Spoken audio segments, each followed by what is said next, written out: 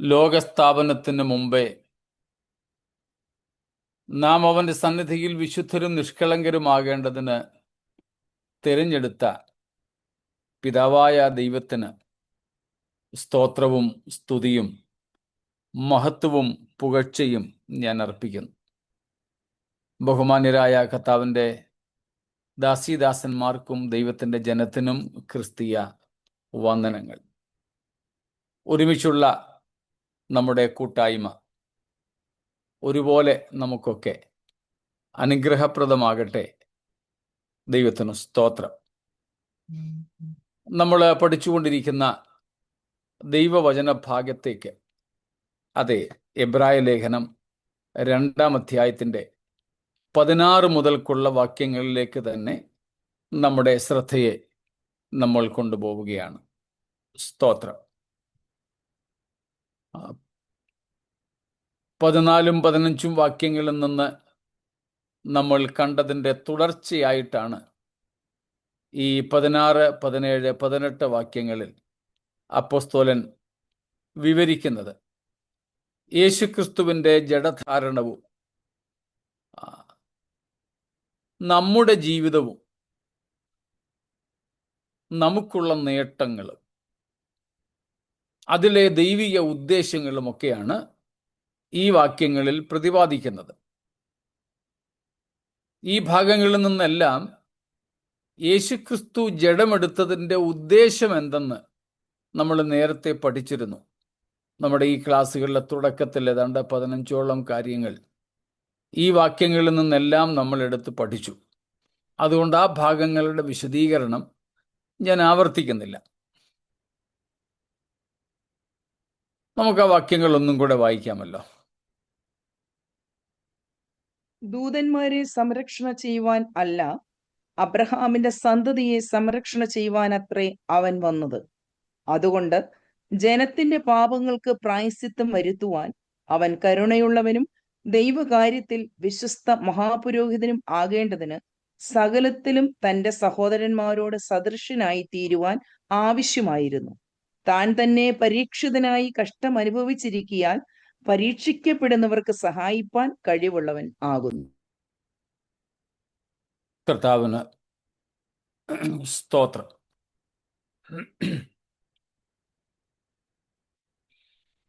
നമ്മൾ പഠിച്ചു വരുന്നത് പോലെ 9-ാമത്തെ വാക്യം മുതൽ യേശുക്രിസ്തുവിൻ്റെ ജഡധാരണത്തിൻ്റെ ഉദ്ദേശങ്ങളെക്കുറിച്ചും അത് നിമിത്തമുള്ള മനുഷ്യജാതിക്ക് ലഭിച്ച പ്രയോജനത്തെക്കുറിച്ചും വിവരിക്കുകയാണ്.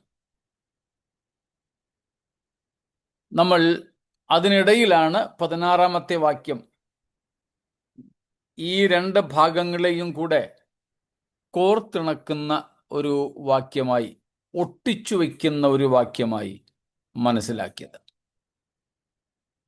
അവിടെ നമ്മൾ കണ്ടത് യേശുക്രിസ്തു ജഡമെടുത്തത് ദൂതന്മാരെ സംരക്ഷിക്കുവാൻ അല്ല, പിന്നെ അബ്രഹാമിൻ്റെ സന്തതിയെ സംരക്ഷണ ചെയ്യുവാനാണ് എന്ന ഭാഗമത്രേ നാം അവിടെ കാണുന്നത്. അതിൽ കഴിഞ്ഞ ദിവസം അബ്രഹാമിൻ്റെ സന്തതി എന്നതുകൊണ്ട് ഉദ്ദേശിക്കുന്ന 3 കാര്യങ്ങൾ നമ്മൾ കണ്ടു. ഒന്ന്, പൊതുവായി മനുഷ്യജാതി. കാരണം യേശുക്രിസ്തു ജഡം എടുത്ത ഭൂമിയിൽ വന്നത് സകലരെയും രക്ഷിക്കുവാൻ വേണ്ടിയാണ്. ആരും നശിച്ചു പോകാതെ എല്ലാവരും നിത്യജീവൻ പ്രാപിക്കണം എന്ന് വെച്ച് തന്നെയാണ് പിതാവ് പുത്രനെ ലോകത്തിലേക്ക് നൽകിയത്. ആ അർത്ഥത്തിൽ അബ്രഹാമ്യ സന്തതി എന്ന് അവിടെ പറയുന്നതിൻ്റെ ബൃഹത്തായ സാരം ലോകം മുഴുവനും എന്നുള്ളതാണ്. രണ്ടാമതായിട്ട് നമ്മൾ കണ്ടത്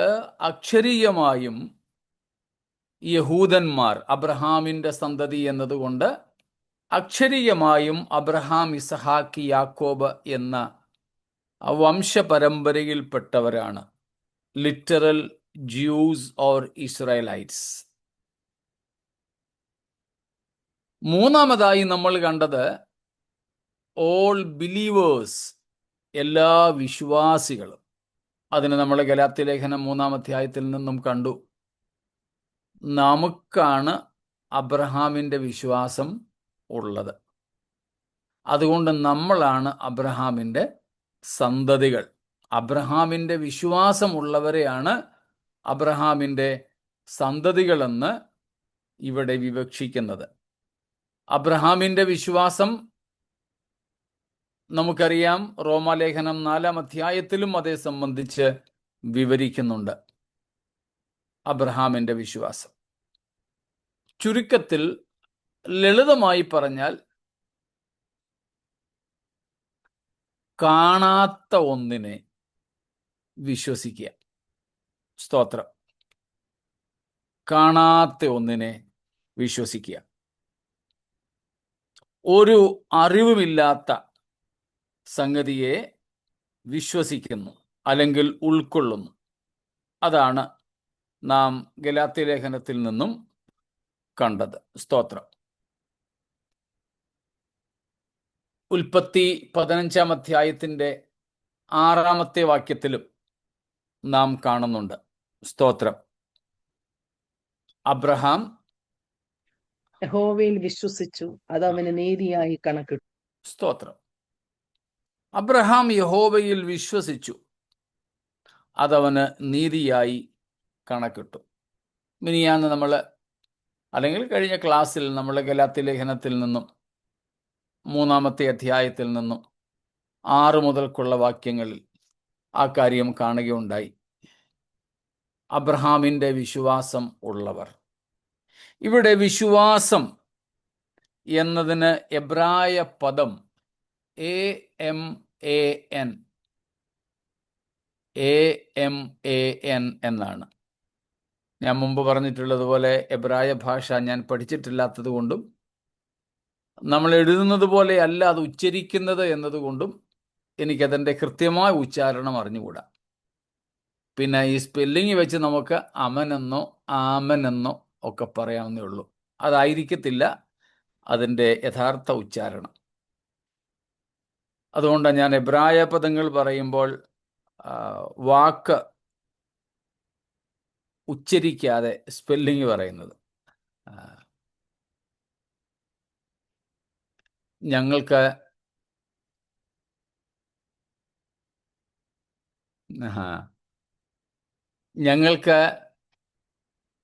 ഓപ്ഷണലായിരുന്നു ഞങ്ങൾ പഠിക്കുന്ന സമയത്ത് എബ്രായ ഭാഷ. ഭാഷ പഠിക്കാനുള്ള ബുദ്ധിമുട്ട് കൊണ്ട് എബ്രായ ഭാഷ എടുത്തില്ല. ഉപരിപഠനമൊന്നും വേണ്ട, സാധ്യമായിരിക്കത്തില്ല എന്ന് വെച്ച് ഞാൻ എൻ്റെ ഐച്ഛിക വിഷയം ഓപ്ഷണലായിട്ടെടുത്തത് ഇന്ത്യൻ ക്രിസ്ത്യൻ തിയോളജിയാണ്. എനിക്ക് ഒത്തിരി ഇഷ്ടവുമായിരുന്നത്. അതുകൊണ്ട് തന്നെ സ്തോത്രം, ഈ അറബിക്ക് പറയുന്നത് പോലെ സെമിറ്റിക് ലാംഗ്വേജ് ആണല്ലോ. ഈ ഒരു ഹായും പകുതി ഹായും ഒക്കെ കൂടെ വെച്ചാണ് ഈ എബ്രായ ഭാഷ ഉച്ചരിക്കുന്നത്. അതുകൊണ്ടാണ് ആ ഉച്ചാരണത്തിലെ പ്രയാസം ഉള്ളത്. സ്തോത്രം.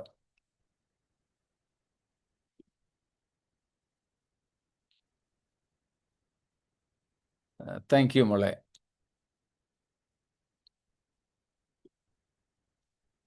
സ്തോത്രം.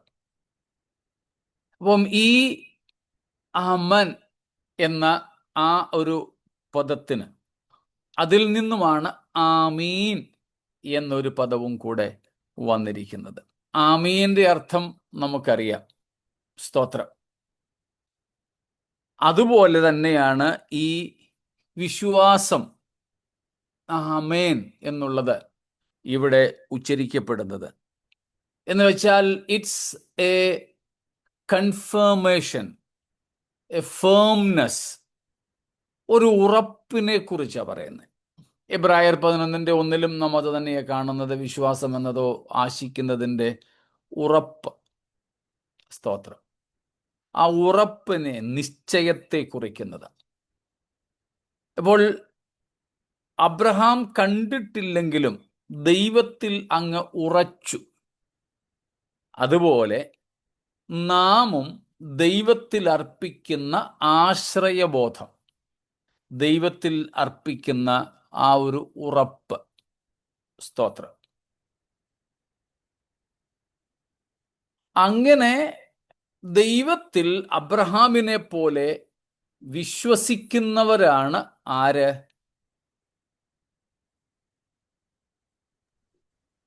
അബ്രഹാമിന്റെ Abraham's descendants.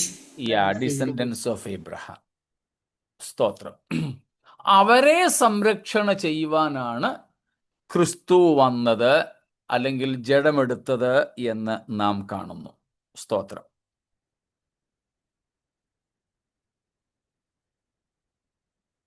അപ്പോൾ ഒരുപക്ഷെ ചോദ്യം വരും, ജോൺ കാൽവിനും ഒക്കെ പറഞ്ഞതുപോലെ ലിമിറ്റഡ് അറ്റോൺമെന്റ് ആണോ? അല്ല.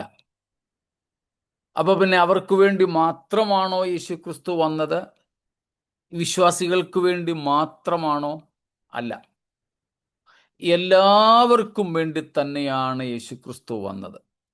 പക്ഷേ വ്യക്തിപരമായി യേശു ക്രിസ്തുവിൽ വിശ്വസിക്കുന്നവർക്ക് മാത്രമേ അതിൻ്റെ പ്രയോജനം സിദ്ധിക്കുന്നുള്ളൂ. സ്തോത്രം. വിശ്വസിക്കാത്തവർക്ക് രക്ഷ ദൈവം ഒരുക്കിയിട്ടില്ല എന്നർത്ഥമില്ല. മനസ്സിലായി കാണുമല്ലോ.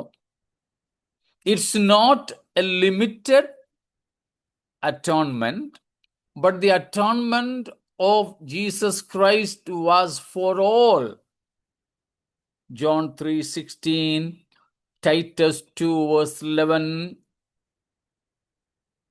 1 Timothy 2:5, 2 Peter 3:9, 10. ഇങ്ങനെ ഒത്തിരി ഭാഗങ്ങളുണ്ട്. So according to all these verses and passages, God did not or doesn't limit the atonement of Jesus for a select group of people. It is open for all. Jesus died for all. പക്ഷേ എല്ലാവരും അത് വ്യക്തിപരമായി വിശ്വസിച്ച് സ്വായത്തമാക്കുന്നില്ല എന്ന ഒരു പ്രശ്നം മാത്രം. അതുകൊണ്ട് വിശ്വാസികൾ മാത്രമാണ് അബ്രഹാമിന്റെ സന്തതി, അബ്രഹാമിന്റെ സന്തതിക്ക് വേണ്ടി മാത്രമാണ് ക്രിസ്തു വന്നത് എന്ന് പറഞ്ഞാൽ ഈ അർത്ഥത്തിൽ വേണം അതിനെ മനസ്സിലാക്കാൻ. സ്തോത്രം. 2 കൊരിന്ത്യർ ലേഖനം 5:14-15 വാക്യങ്ങളിൽ നിന്നും നമ്മൾ ഇതിനോടകം കണ്ടു കഴിഞ്ഞു. യേശുക്രിസ്തു മരിച്ചത്, ബാക്കി പറഞ്ഞാട്ടെ, മരിച്ചത് എല്ലാവർക്കും വേണ്ടിയാണ്. അത് ആർക്കു വേണ്ടിയും പരിമിതപ്പെടുത്തിയിട്ടില്ല. യഹൂദന്മാർക്കു വേണ്ടി അത് പരിമിതപ്പെടുത്തിയിട്ടില്ല. സ്തോത്രം. ലേവ്യർക്ക് വേണ്ടി അത് പരിമിതപ്പെടുത്തിയിട്ടില്ല. വിശ്വസിക്കുന്നവർക്കു വേണ്ടി മാത്രം അത് പരിമിതപ്പെടുത്തിയിട്ടില്ല. എല്ലാവർക്കും വേണ്ടിയാ. യൂദ ഇസ്കറിയോത്ത ഉൾപ്പെടെയുള്ള സകല മനുഷ്യർക്കും വേണ്ടിയാണ് യേശുക്രിസ്തു ക്രൂശിൽ മരിച്ചത്. സ്തോത്രം. ക്രിസ്തു ഭൂമിയിൽ വന്നതും ക്രൂശിൽ മരിച്ചതും എല്ലാവർക്കും വേണ്ടിയാ. പക്ഷെ യൂദ ഉൾപ്പെടെ ഉള്ളവർ ആ രക്ഷയെ നിരസിക്കുന്നു. അതുകൊണ്ട് അവർ തന്നെ അവരവരുടെ ആത്മാക്കൾക്ക് അല്ലെങ്കിൽ നാശത്തിന് അല്ലെ ന്യായവിധിക്ക് ഉത്തരവാദികളായിരിക്കുന്നു. സ്തോത്രം. അപ്പോൾ ഈ 3 അർത്ഥങ്ങൾ അബ്രഹാമിന്റെ സന്തതി എന്നതിന് നമ്മൾ കണ്ടു. അടുത്തതാണ് അബ്രഹാമിൻ്റെ സന്തതിയെ സംരക്ഷണ ചെയ്യുവാനെന്ന് മലയാളത്തിൽ. ഇംഗ്ലീഷിൽ നമ്മൾ വായിച്ചിരുന്നു to help them out, to help them out. Amplified version ഉണ്ടെങ്കിൽ ഒന്ന് വായിക്കാമോ?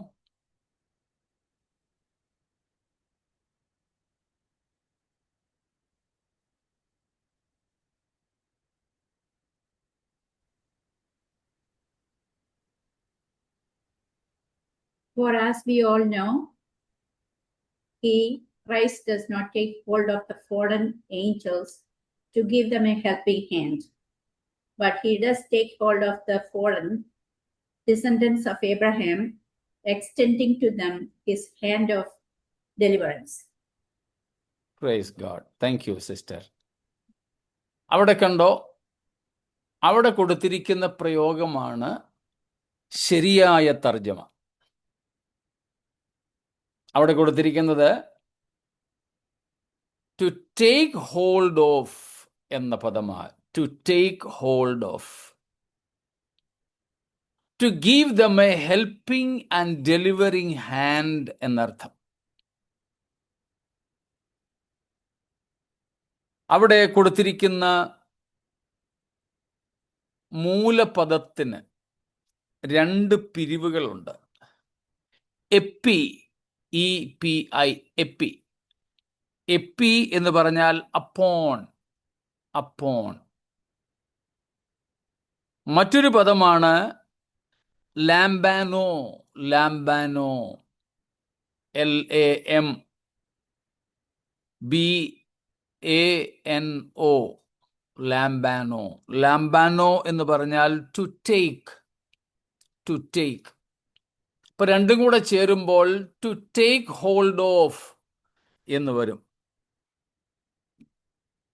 എപ്പി ലാംബാനോമായി, എപ്പി ലാംബാനോമായി എന്ന പദമാണ് ഇവിടെ ടു ഗീവ് ഹെൽപ്പ്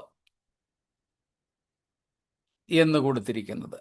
ആ പദത്തിൻ്റെ ശരിയായ അർത്ഥം ആണ് ആംപ്ലിഫൈഡ് വേർഷനിൽ കൊടുത്തിരിക്കുന്നത് ടു ടേക്ക് ഹോൾഡ് ഓഫ്. 8:9 കൂടെ ഒന്ന് വായിക്കാമോ? 8:9 മലയാളത്തിലും വായിച്ചോളൂ, ഇംഗ്ലീഷിലും വായിച്ചോ. ഞാൻ അവരുടെ പിതാക്കന്മാരെ കൈക്ക് പിടിച്ച് മിസ്രയീം ദേശത്തുനിന്ന് കൊണ്ടുവന്ന നാളിൽ ഞാൻ അവരോട് ചെയ്ത നിയമം പോലെ അല്ല. മലയാളത്തിൽ അവിടെ നന്നായിട്ട് കൊടുത്തിട്ടുണ്ട്. ഇംഗ്ലീഷും കൂടെ വായിച്ചാട്ടെ. Not like the covenant that I made with their fathers on the day when I took them by the hand to bring them out of the land of Egypt. For they did not continue. Enough. അവിടെ literal ആയിട്ട് തന്നെ കൊടുത്തിട്ടുണ്ട്. ഈ രണ്ട് വാക്യങ്ങളിലാണ് 2:16 8:9 ഈ എപ്പിലാംബാനോമായി എന്ന പദം കാണുന്നത്.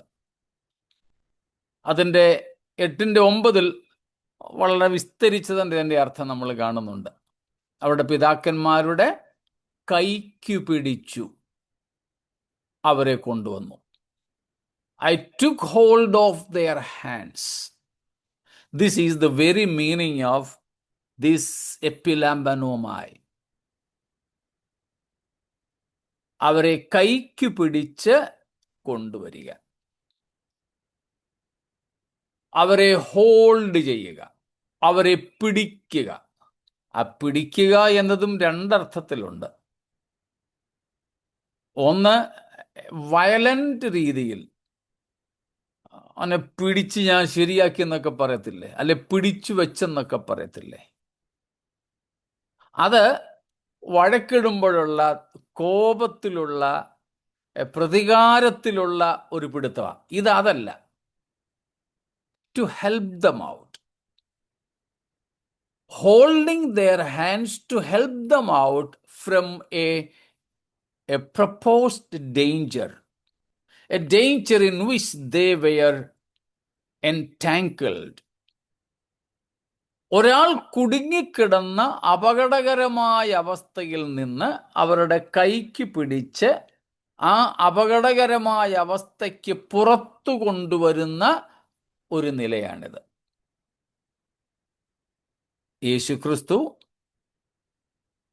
ജഡമെടുത്തപ്പോൾ ഉദ്ദേശിച്ചത് എന്താണ്? പാപത്തിൽ അകപ്പെട്ട് കുടുങ്ങിക്കിടക്കുന്ന മനുഷ്യനെ കൈക്ക് പിടിച്ച് അതിൽ നിന്ന് പുറത്തു കൊണ്ടുവരിക. യേശുക്രിസ്തു ജഡമെടുത്തപ്പോൾ എന്താണ് കർത്താവ് ആഗ്രഹിച്ചത്, ഉദ്ദേശിച്ചത്? പാപം നിമിത്തം പിശാചിന്റെ അടിമത്വത്തിൽ കുടുങ്ങിപ്പോയ മനുഷ്യനെ കൈക്ക് പിടിച്ച് പിശാചിന്റെ ആ അടിമത്വ വലയത്തിൽ നിന്ന് പുറത്ത് സ്വാതന്ത്ര്യത്തിലേക്ക് കൊണ്ടുവരിക. എന്താണ് യേശുക്രിസ്തു ഉദ്ദേശിച്ചത് ജഡധാരണത്തിലൂടെ? ദൈവകോപത്തിന് അടിമകളായി തീർന്ന, ദൈവകോപത്തിന് ഇരകളായി തീർന്ന മനുഷ്യരെ തൻ്റെ ക്രൂശുമരണത്താൽ ദൈവകോപത്തിൽ നിന്ന് വിടുവിച്ച് പുറത്തു കൊണ്ടുവന്ന് ദൈവത്തോട് നിരപ്പുള്ളവരാക്കി തീർക്കുക. സ്തോത്രം. അതാണ് കർത്താവ് ക്രൂശിൽ ചെയ്തത്. സ്തോത്രം. പക്ഷേ 16-ാം വാക്യത്തിൽ പറയുന്നു, ഇത് ആർക്ക് വേണ്ടിയായിരുന്നില്ല? ദൂതന്മാർക്ക് വേണ്ടിയായിരുന്നില്ല. Because both the angels, that means the fallen angels, and the entire humanity were in the same danger. And both were in the very urgency of the same deliverance.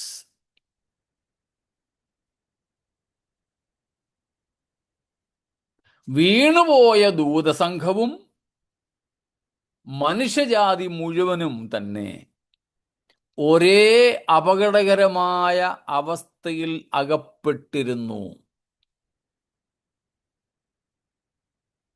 വീണുപോയ ദൂതസംഘവും മനുഷ്യജാതിയും ഒരുപോലെ തന്നെ വിടുതലിൻ്റെ, ഉദ്ധാരണത്തിൻ്റെ, രക്ഷയുടെ, വീണ്ടെടുപ്പിൻ്റെ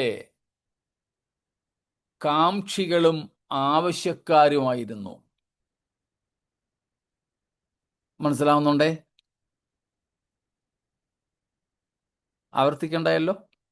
ആവർത്തിക്കണോ?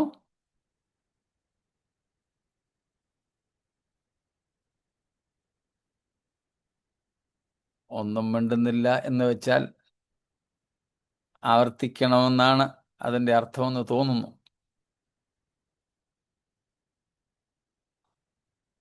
സ്തോത്രം. ക്ലിയർ. ഓക്കെ, ക്ലിയർ എന്ന മെസ്സേജാണ് എനിക്ക് കിട്ടിയിട്ടുള്ളത്. അതുകൊണ്ട് മുമ്പോട്ട് പോവുക. മനസ്സിലായി. ഓക്കെ, സ്തോത്രം. അപ്പൊ ഇരു കൂട്ടരും ഒരുപോലെ പാപത്തിന്റെ കീഴിലും ദൈവക്രോധത്തിലും ആയിരിക്കുമ്പോൾ ഒരു കൂട്ടരെ മാത്രം രക്ഷിപ്പാൻ യേശു വരുന്നു. ഒരു കൂട്ടരെ മാത്രം രക്ഷിപ്പാൻ യേശു വരുന്നു. ദൂതന്മാരെ അല്ല, മനുഷ്യരെ.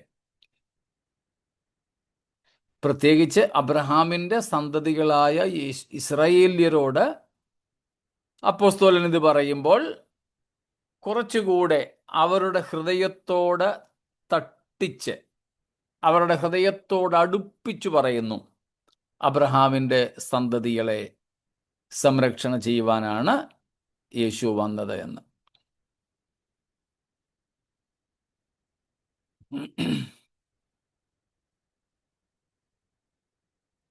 ഇവിടെയാണ് നമ്മൾ നേരത്തെയൊക്കെ പല പ്രാവശ്യം പഠിച്ചിട്ടുള്ള മനുഷ്യനോടുള്ള ദൈവസ്നേഹത്തിൻ്റെ ആധിക്യം വെളിപ്പെടുന്നത്. കഴിഞ്ഞ ദിവസവും നമ്മൾ ആ കാര്യം ചിന്തിച്ചിരുന്നല്ലോ. ദൂതന്മാർ പാപം ചെയ്തപ്പോൾ അവർക്ക് വേണ്ടി നരകം ഒരുക്കിയെങ്കിൽ മനുഷ്യരായ പൊടി മാത്രമായ നാം പാപം ചെയ്തപ്പോൾ, മനുഷ്യർ പാപം ചെയ്തപ്പോൾ നമുക്ക് വേണ്ടി ദൈവം ഒരുക്കിയത് കാൽവറിയുടെ കുലമരമാണ്. സ്തോത്രം. കാൽവറിയുടെ കുലമരം. സ്തോത്രം. അത് നമുക്ക് സൃഷ്ടിപ്പിന്റെ തുടക്കം മുതലേ കാണാം.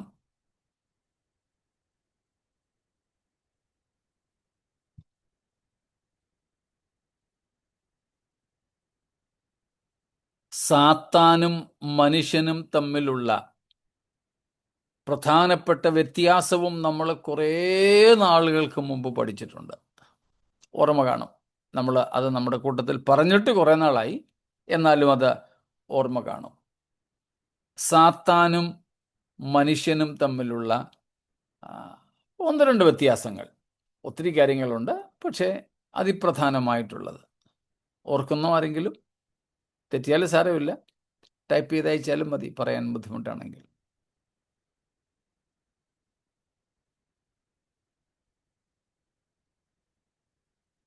അവരെ സൃഷ്ടിച്ച സാധനങ്ങൾ അല്ല, മെറ്റീരിയൽ വ്യത്യാസമായിരുന്നു. നമ്മൾ പൊടിയായിരുന്നു, മറ്റവര് പളുങ്കും രത്നങ്ങളും ഒക്കെ കൊണ്ടാണ് അവരെ സൃഷ്ടിച്ചത്. Okay, good.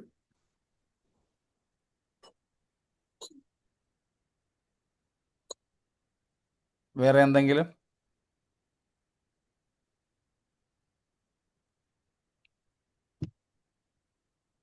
ദൈവത്തിന്റെ സ്വരൂപത്തിനും സാദൃശ്യത്തിലാണ് മനുഷ്യനെ സൃഷ്ടിച്ചത്. ഓക്കെ.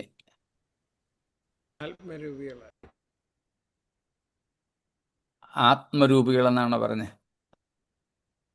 അതെ. ഓക്കെ. നമ്മളെ ഭൗതികമായിട്ട് ഉള്ള ശരീരത്തിലും. അതെ. ഓക്കെ.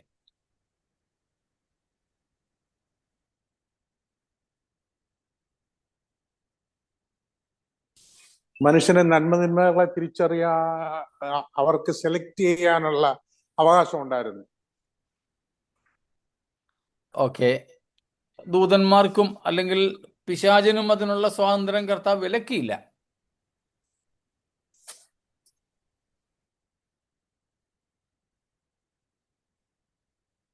ഏറ്റവും പ്രധാനപ്പെട്ടതിലേക്ക് നമ്മൾ വന്നില്ല. ഈ പറഞ്ഞതെല്ലാം തന്നെ ശരിയാ. സൃഷ്ടിപ്പുമായി ബന്ധപ്പെട്ട 3 വ്യത്യാസങ്ങളെക്കുറിച്ച് നമ്മളിപ്പോൾ പറഞ്ഞതെല്ലാം ശരി തന്നെയാണ്. സൃഷ്ടിയും സൃഷ്ടിപ്പും. എന്തോ? സൃഷ്ടിയും സൃഷ്ടിപ്പും നമ്മളെ നമ്മൾ രണ്ടു കൂട്ടരും സൃഷ്ടി തന്നെയാ. സാത്താനെ പ്രത്യേകം ഓരോ മനുഷ്യന് മാത്രമേ ദൂതന്മാരെ സൃഷ്ടിക്കാനുള്ള കഴിവുണ്ടായിരുന്നുള്ളൂ. ഒരുവനിൽ നിന്നാണ് മനുഷ്യനെ സൃഷ്ടിച്ചത്. അതെ, മറ്റവര് പ്രത്യേകം സൃഷ്ടിച്ചു. അതെ, അതെ. പാപം ചെയ്തപ്പോൾ അവർക്ക് മടങ്ങി വരാനുള്ള അവസരം കൊടുത്തില്ല. ചെയ്തപ്പോൾ മടങ്ങി വന്ന് വീണ്ടും ആവാനുള്ള അവകാശം. ഏറ്റവും പ്രധാനപ്പെട്ട സംഗതി ഏതാണ്? No second chance, no chance for repentance, and there was no plan of redemption or salvation for them. But for us,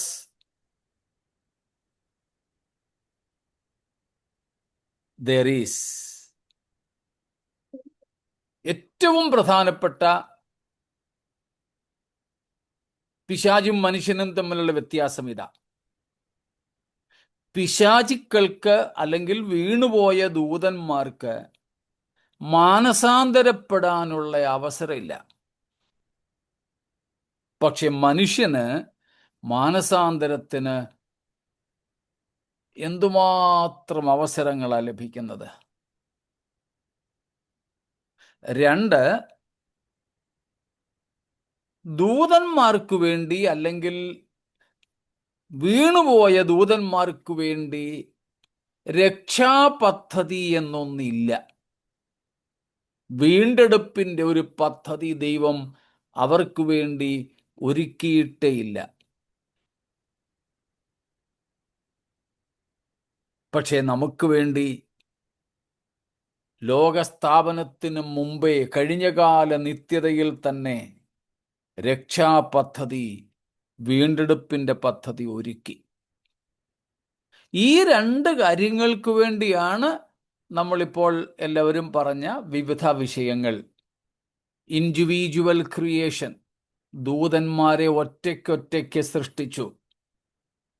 ഇല്ലായിരുന്നെങ്കിൽ ഒരുത്തൻ പാപം ചെയ്തപ്പോൾ സകല ദൂതന്മാരും പാപികളായി പോയനെ, മനുഷ്യരെ പോലെ. ആ സൃഷ്ടിപ്പിന്റെ ഘടനയിൽ തന്നെ അവർക്ക് വേണ്ടി വീണ്ടെടുപ്പിൻ പദ്ധതി ഇല്ലെന്നുള്ളത് വ്യക്തമാണ്. മിനിയാന്ന് നമ്മളെ കാര്യം പറഞ്ഞു. ദൂതന്മാർക്ക് രക്ഷ ചെയ്യണമെങ്കിൽ എത്രയും ദൂതന്മാരുണ്ടോ അത്രയും പ്രാവശ്യം യേശുവിന് ദൂതവേഷമെടുക്കേണ്ടി വരും. സ്തോത്രം. എന്നാൽ മനുഷ്യനോടുള്ള ബന്ധത്തിൽ അങ്ങനെയല്ല. ഒരിക്കൽ മാത്രം ആ പ്രായശ്ചിത്തം നടത്തിയാൽ മതി. ഓക്കെ, അത് നമ്മുടെ ഇവിടെ അത്ര പ്രസക്തമല്ല. അറിവിലേക്ക് ഒന്ന് ഓർമ്മ പുതുക്കി എന്ന് മാത്രമേ ഉള്ളൂ.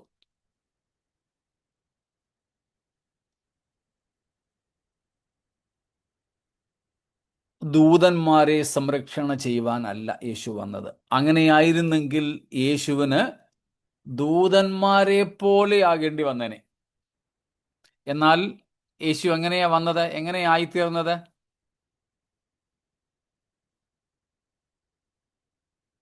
ജഡരക്തങ്ങളോട് He came in flesh and blood. ഇല്ല, ഈ പറഞ്ഞതിനോട് ചേർത്ത് വെച്ച് 2-ാം അധ്യായത്തിന്റെ അടിസ്ഥാനത്തിൽ എന്ന് പറഞ്ഞാൽ മക്കൾ ജഡരക്തങ്ങളോട് അല്ലെന്നുള്ളത് ശരി തന്നെയാ. മക്കൾ ജഡരക്തങ്ങളോട് കൂടിയവരായതുകൊണ്ട് അവനും അവനെ പോലെ അല്ല അതാണ് ഇപ്പൊ പറഞ്ഞത്. മനുഷ്യരൂപം. അല്ല, ഒന്നുകൂടെ ഞാൻ പറയാം. അലിസാന്റെ എന്ത് പറയാണോ? Seed of Abraham. നോ, ഒന്നും കൂടെ പറയാം. ദൂതന്മാരെ സംരക്ഷണ ചെയ്യുവാനായിരുന്നു യേശു വന്നിരുന്നതെങ്കിൽ ദൂതവേഷമെടുക്കണമായിരുന്നു, ദൂതന്മാരെ പോലെ ആകണമായിരുന്നു. എന്നാൽ യേശു വന്നത് മനുഷ്യരെ രക്ഷിക്കുവാനായതുകൊണ്ട് മനുഷ്യവേഷം എടുത്തു. Only human. മനുഷ്യ സാദൃശ്യത്തിൽ വന്നു. ഇല്ല 2:9 ദൂതന്മാരിലും ദൂതന്മാരിലും അല്പം താഴ്ച വന്നവനായി. അതായിരുന്നു വേണ്ടത്. യേശു ദൂതന്മാരെ സംരക്ഷിക്കാനാണ്. നിങ്ങൾ പറഞ്ഞ ബാക്കിയുള്ളതൊക്കെ 2-ാം അധ്യായത്തിൽ തന്നെ ഉള്ള കാര്യങ്ങൾ, അതെല്ലാം ശരിയാണെങ്കിലും ഈ വിഷയത്തോട് ഏറ്റവും ചേർന്ന് നിൽക്കുക. നമ്മൾ പറയത്തില്ലേ, choose the most appropriate answer എന്ന്. അത് തന്നെ. ബാക്കിയുള്ളതൊക്കെ ശരിയായിരുന്നു, ഇത് ഏറെ ശരിയാണെന്ന് മാത്രമേ ഉള്ളൂ. അപ്പോൾ യേശു ദൂതന്മാരെ സംരക്ഷണ ചെയ്യുവാൻ വന്നിരുന്നെങ്കിൽ ദൂതന്മാരെ പോലെ ആകണമായിരുന്നു. യേശുവിന് ഒരു പടി താണാ മതിയായിരുന്നു, ഒറ്റപ്പടി താണാ മതിയായിരുന്നു. സ്തോത്രം. പക്ഷേ യേശു കർത്താവ് വന്നത് നമ്മളെ, മനുഷ്യരെ രക്ഷിക്കുന്നതിനാണ്. അതുകൊണ്ട് ദൂതന്മാരെ പോലെയല്ല, ദൂതന്മാരെക്കാളിലും താഴ്ച വന്നവനായി യേശു ഭൂമിയിൽ നമ്മുടെ രക്ഷകനായി വെളിപ്പെട്ടു. സ്തോത്രം. If Jesus would have come for the salvation of angels, he could have come in their form. But Christ came to save the humankind, and therefore he made himself a little lower than the angels. ദൂതന്മാരെക്കാളിലും അല്പം താഴ്ച വന്നവനായി അവൻ ഈ ലോകത്തിലേക്ക് വന്നു. സ്തോത്രം. ഈ ലോകത്തിലേക്ക് വന്നത് അങ്ങ് താഴേക്കിടയിൽ കിടന്നിരുന്ന നമ്മെ കൈക്ക് പിടിച്ച് പൊക്കിയെടുത്ത്, സ്തോത്രം, തന്നോടൊപ്പം ഇരുത്തുവാൻ. സ്തോത്രം. To help us out by holding our hands, to take us from the very pit we were in, and to seat us with himself in the heavenly realms. സ്തോത്രം. നമ്മൾ പാട്ട് പാടുന്നത് പോലെ 40-ാം സങ്കീർത്തനം ആസ്പദമാക്കിക്കൊണ്ട്, ചേറ്റിലല്ലയോ കിടന്നതോർത്തു നോക്കിയാൽ, നാറ്റമല്ലയോ വമിച്ചതൻ ജീവിതം. സ്തോത്രം. നാശകരമായ കുഴിയിലും കുഴഞ്ഞ ചേറ്റിലും നാം കിടന്നിരുന്നപ്പോൾ ആർക്കും നമ്മോട് ദയ തോന്നിയുമില്ല, തോന്നിയിട്ടും പ്രത്യേകിച്ച് കാര്യമില്ല. ആർക്കും സഹായിപ്പാൻ കഴിയാത്ത അവസ്ഥയിൽ നമ്മൾ കിടന്നിരുന്നപ്പോൾ യേശുക്രിസ്തു തൻ്റെ മഹത്വത്തിൻ്റെ വസ്ത്രം ഉരിഞ്ഞു വെച്ചിട്ട്, തൻ്റെ മഹത്വത്തിൻ്റെ മേൽവസ്ത്രം ഊരി വെച്ചിട്ട്, സ്തോത്രം, ദൂതന്മാരെക്കാളിലും താഴ്ച വന്നവനായി ഈ ഭൂമിയിലേക്ക് വന്നിട്ട് നമ്മളെ കരം പിടിച്ച് ആ ചേറ്റുകുഴിയിൽ നിന്നും ഉയർത്തി. സ്തോത്രം. താൻ തന്നെ നമ്മുടെ രക്ഷയുടെ പാറയായിരിക്കിയാൽ ക്രിസ്തു എന്ന രക്ഷയുടെ പാറമേൽ നമ്മെ സ്ഥിരപ്പെടുത്തി നിർത്തി. സ്തോത്രം. ആ താഴ്ചയിൽ നിന്നും നമ്മെ കരം പിടിച്ച് അവൻ ഉയർത്തി. സ്തോത്രം. പാപത്തിൻ്റെ അന്ധകാരത്തിൽ, പാപത്തിൻ്റെ ദുർഗന്ധം വമിക്കുന്ന ചേറിൽ, സ്തോത്രം, മ്ലേച്ഛതകളിൽ, ദൈവത്തിൻ്റെ ക്രോധത്തിൽ, പിശാചിൻ്റെ വായിലെ ഇരകളായി, പ്രേ ടു ദ ഡെവിൾ, പിശാചിൻ്റെ വായിലെ ഇരകളായി നാം കിടന്നിരുന്നപ്പോൾ അവിടുന്ന് വന്നു. സ്തോത്രം. അല്പം പോലും വേദനിക്കാതെ അവൻ നമ്മെ കൈ പിടിച്ചുയർത്തി. സ്തോത്രം. കൈ പിടിച്ചുയർത്തി. അതാണ് ഇവിടെ പറയുന്നത്.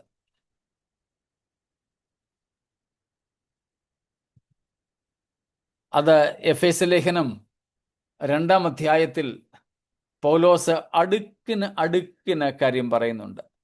എനിക്കത് കൂടുതൽ ഇഷ്ടപ്പെട്ടത് ഹിന്ദിയിലാണ്. സ്തോത്രം.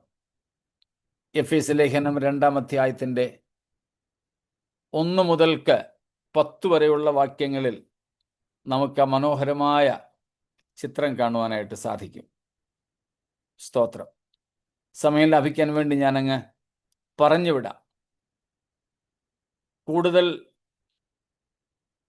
എന്നെ ആകർഷിച്ചത് ഹിന്ദിയിലെ ആ ഒരു പ്രയോഗമാണ്. സ്തോത്രം.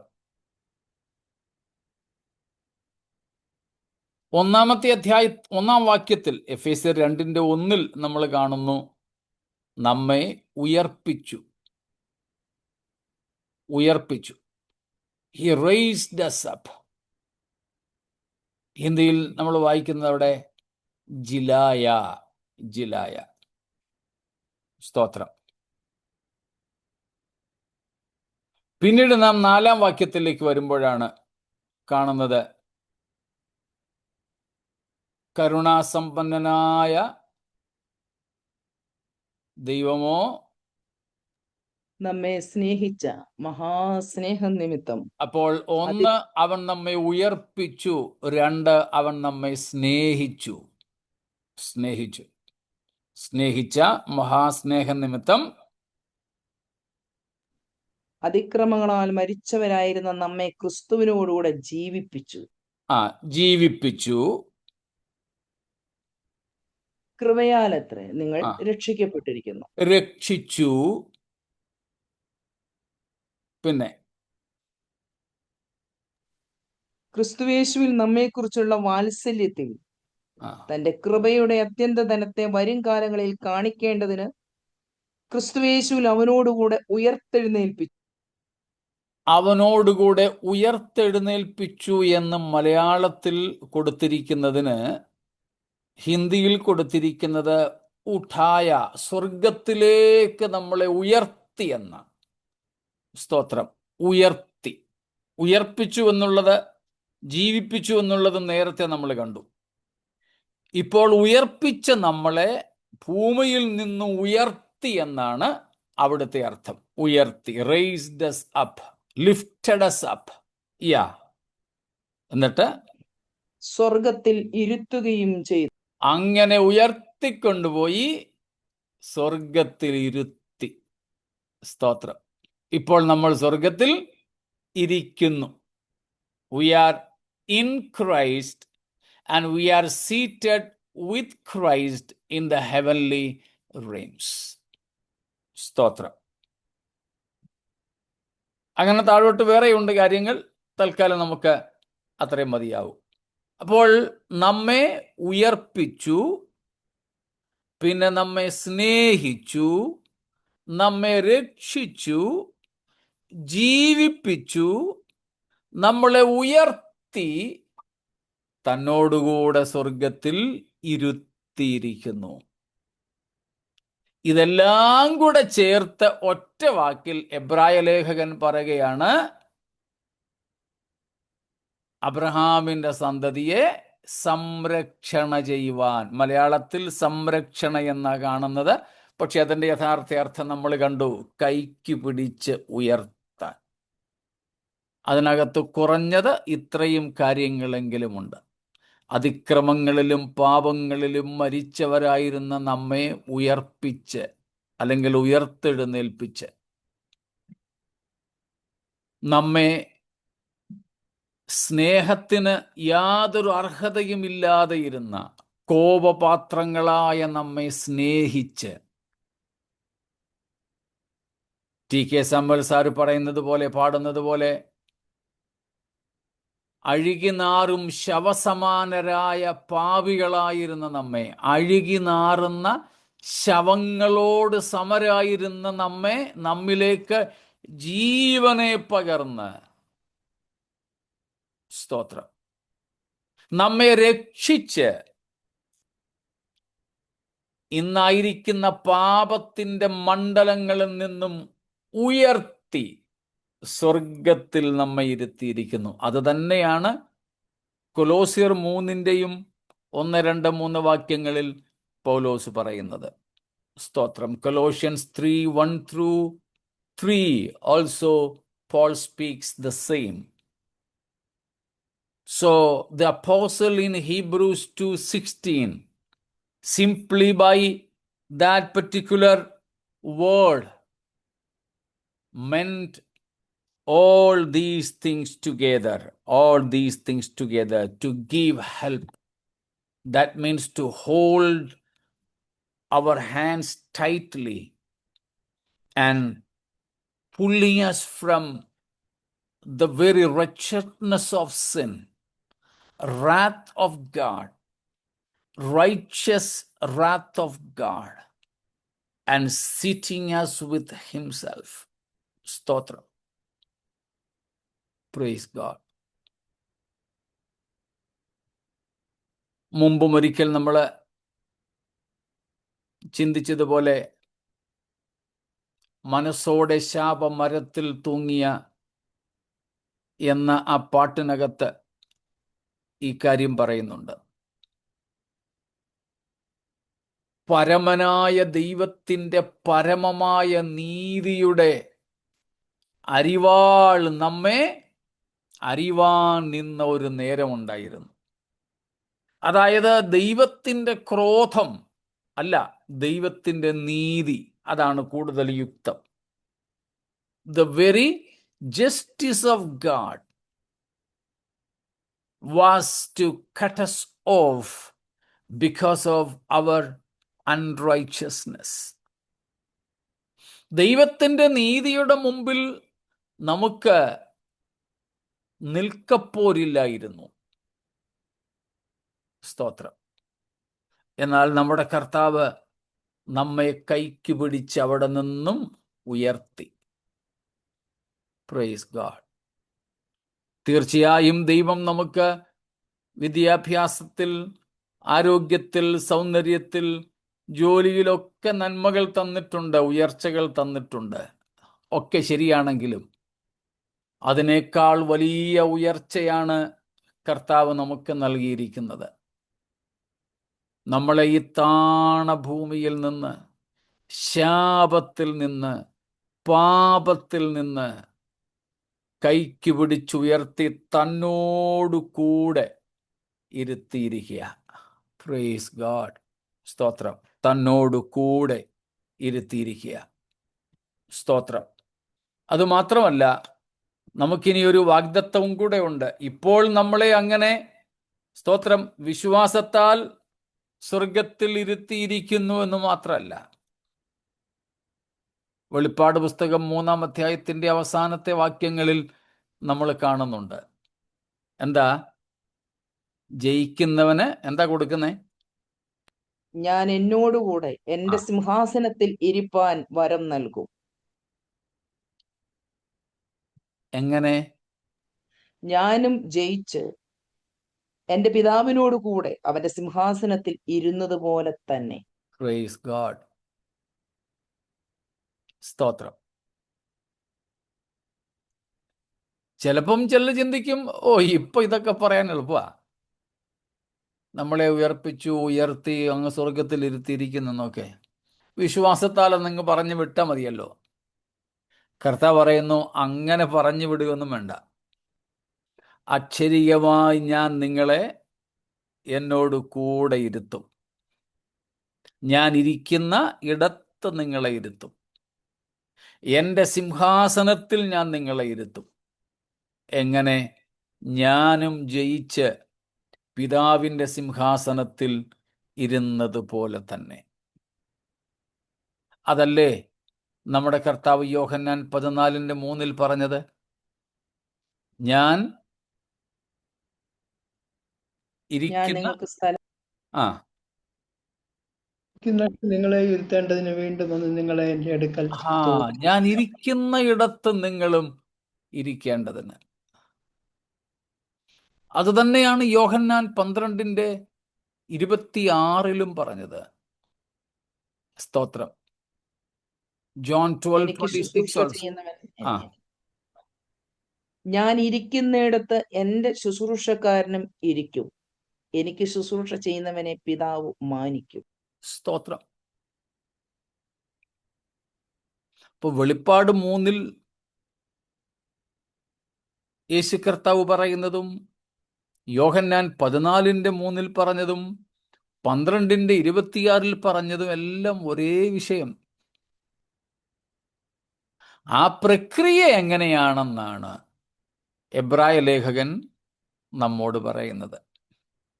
സ്തോത്രം. അങ്ങനെ നമ്മളെ താൻ ഇരിക്കുന്ന ഇടത്ത് തന്നോട് കൂടെ ഇരുത്തേണ്ടതിന്, സ്തോത്രം, യേശു ആദ്യം നമ്മെപ്പോലെ ആയിത്തീർന്നു. ജഡം ധരിച്ചു, താഴ്ച വന്നവനായി, ദൂതന്മാരിലും താഴ്ച വന്നവനായി ഈ ഭൂമിയിൽ വന്നു. ഹല്ലേലൂയ. വളരെ സന്തോഷം നൽകുന്ന, കർത്താവിനോട് നമ്മുടെ ആരാധന വർദ്ധിപ്പിക്കുന്ന, സ്നേഹം വർദ്ധിപ്പിക്കുന്ന, നമുക്ക് സംതൃപ്തി തരുന്ന കാര്യങ്ങളാണ് ഇതൊക്കെ. ഇതിനകത്തിലൊന്നും ഭൗതികതകളുടെ തിരത്തള്ളലുകളില്ല. ഇങ്ങേയറ്റം നമുക്ക് വളരെ ആവശ്യമായ രോഗസൗഖ്യത്തിൻ്റെ വിഷയം പോലുമില്ല. സ്തോത്രം.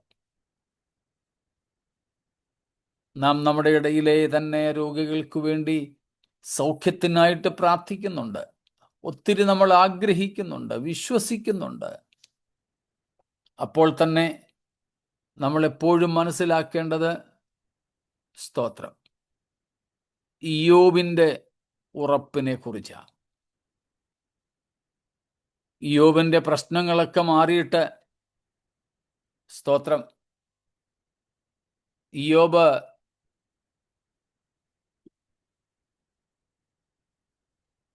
പണ്ടത്തെ പോലെ നല്ല കാലത്തിലേക്ക് മടങ്ങി വരുമെന്നൊന്നുമല്ല കാത്തിരുന്നതും പ്രത്യാശിച്ചതും പ്രതീക്ഷിച്ചതും.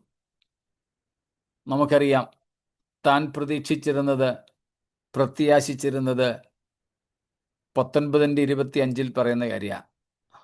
19:25 of Job. That was what Job hoped for.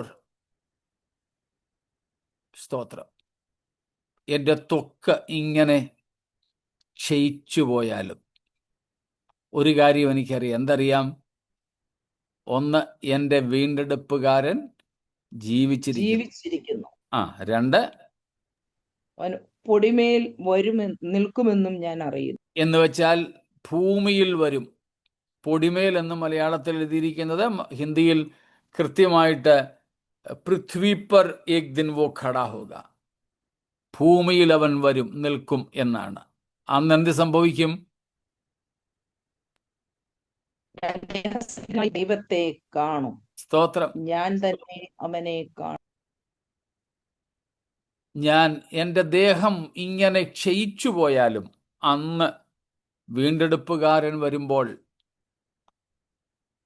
ഞാൻ ദേഹസഹിതനായിട്ടവനെ കാണും. അന്യനല്ല, സ്വന്തം കണ്ണുകൊണ്ട് ഞാൻ അവനെ കാണും.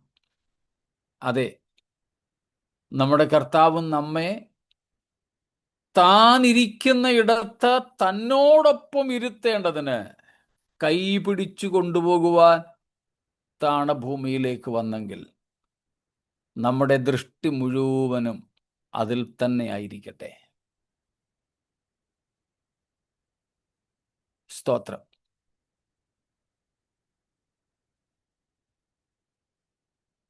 ഹാബേൽ മുതൽ മരിച്ചുപോയ പഴയ നിയമ വിശുദ്ധന്മാരുടെ ആത്മാക്കളെയും കൊണ്ട് യേശു സ്വർഗത്തിൽ പോയ വിവരം നമുക്കറിയാം. പ്രത്യേകിച്ച് സങ്കീർത്തനങ്ങളിൽ നിന്നും എടുത്ത് പൗലോസ് ഉദ്ധരിക്കുന്നുണ്ട്. എഫെസ്യർ 4:7 മുതൽ യേശു പോയി കയറി, ബദ്ധന്മാരെ പിടിച്ചുകൊണ്ട് ഉയരത്തിലേക്ക് കയറി. നമ്മളിപ്പോൾ എബ്രായർ 2:16 കാണുന്നത് പോലെ taking hold of them by their hands. ഹാബേൽ മുതൽക്ക് ഇങ്ങോട്ടുള്ള ഭക്തന്മാരുടെ ആത്മാക്കളെ മുഴുവനും യേശു തൻ്റെ ഉയർത്തെഴുന്നേൽപ്പിന് ശേഷം ഓരോരുത്തരെയും കൈ പിടിച്ചുകൊണ്ട് പിതാവിൻ്റെ സന്നിധിയിൽ ആക്കി. സ്തോത്രം. Praise God. അതെ, നമ്മുടെ കർത്താവ് നമ്മളെ കരം പിടിച്ച് കൊണ്ടുപോകുന്നു. നമ്മളെ ഒറ്റയ്ക്കെന്ന പൊക്കോ എന്നും പറഞ്ഞു വിടുകയല്ല, കൈക്ക് പിടിച്ചു കൊണ്ടുപോവുകയാണ്. സ്തോത്രം. നമ്മുടെ ഇടയിലൊക്കെ ചില വിവാഹങ്ങളിൽ പെൺകുട്ടി വെയിലിടാറുണ്ട്. തലയില് ശിരോവസ്ത്രം, നെറ്റ് ഇടാറുണ്ട്. കല്യാണം കഴിഞ്ഞാലും അത് മാറ്റത്തില്ല. കല്യാണമൊക്കെ കഴിഞ്ഞ് അനുഗ്രഹ പ്രാർത്ഥനയുണ്ട്. മിക്കപ്പോഴും മണവാളനെ മണവാട്ടിയെ മുട്ടുകുത്തി നിർത്തിച്ചാണ് പ്രാർത്ഥിക്കാറ്. അങ്ങനെയുള്ള സന്ദർഭങ്ങളിൽ പ്രാർത്ഥന കഴിഞ്ഞിട്ട് ഈ പ്രാർത്ഥിച്ച പാസ്റ്റർ ആയിരിക്കും മിക്കവാറും മണവാളനെ പിടിച്ച് എഴുന്നേൽപ്പിക്കുന്നതോ അല്ലെങ്കിൽ എഴുന്നേറ്റോളം പറയുന്നതോ. എന്നിട്ട് പെൺകുട്ടിയോട് പറയും അവിടെ നിൽക്കാൻ. മണവാളൻ എഴുന്നേറ്റിട്ട് അവൻ പെൺകുട്ടിയുടെ കൈക്ക് പിടിച്ച് അവളെ എഴുന്നേൽപ്പാൻ സഹായിക്കുന്നു.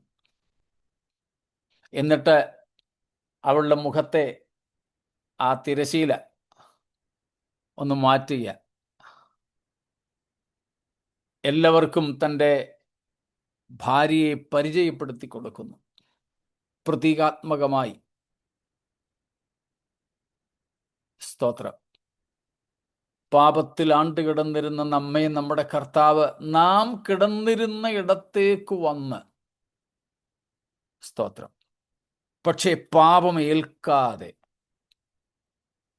ആവർത്തിക്കുന്നു, നാം കിടന്നിരുന്ന അവസ്ഥയിലേക്ക് വന്ന് പക്ഷേ പാപം തെല്ലുമേൽക്കാതെ പാപത്തിന് പരിഹാരം വരുത്തി നമ്മെ കൈക്ക് പിടിച്ച് എഴുന്നേൽപ്പിച്ച് പിതൃസന്നിധിയിലേക്ക് ആനയിക്കുന്ന ഒരു മഹനീയ ചിത്രമാണ് അവിടെ. സ്തോത്രം. അങ്ങനെ ഈ കർത്താവ് നമ്മെ അവിടേക്ക് പ്രാഗൽഭ്യത്തോടെ ആനയിക്കുന്ന ആ സന്തോഷകരമായ അനുഭവം സ്വപ്നം കണ്ടുകൊണ്ട് ധ്യാനിച്ച്, സ്തോത്രം, നമ്മുടെ കർത്താവ് നിർമ്മലനായിരിക്കുന്നത് പോലെ നമുക്കും നിർമ്മലരായി തീരാം. ക്രൂശിലെ മരണം അതിനേറ്റവും മുഖാന്തരമായിരുന്നുവെന്ന് നമ്മൾ ഇതിനോടകം കണ്ടു. സ്തോത്രം. ആ ഭാഗ്യകരമായ അനുഭവത്തിലേക്ക് ദൈവം നമ്മെ വഴി നടത്തട്ടെ. ഇതുവരെയുള്ള കാര്യങ്ങളിൽ എന്തെങ്കിലും ചോദ്യങ്ങൾ?